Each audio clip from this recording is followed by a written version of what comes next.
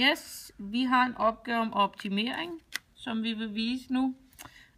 Vi har en opgaveformulering, der hedder, en kasse uden låg skal være 1,41 gange så lang, som den er bred.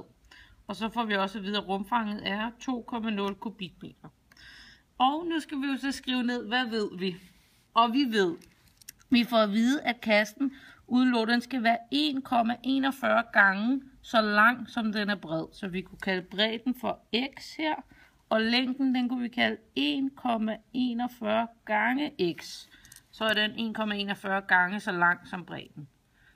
Og så har vi også en højde på en kasse, den kan vi kalde h her. Og så får vi at vide, at rumfanget for vores kasse, det er 2 kubikmeter. Og vi ved jo, at hvis vi skal finde rumfang for en kasse, så hedder det volumen er lig med højden gange bredden gange længden. Det vil sige, nu skal vi finde udtryk for højde og bredde og længden. Det kan vi jo godt gøre her, så vi ved, at volumen er lig med højden, det er h.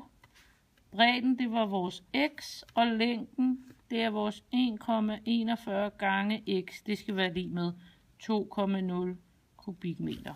Godt. Det ved vi. Og så pause.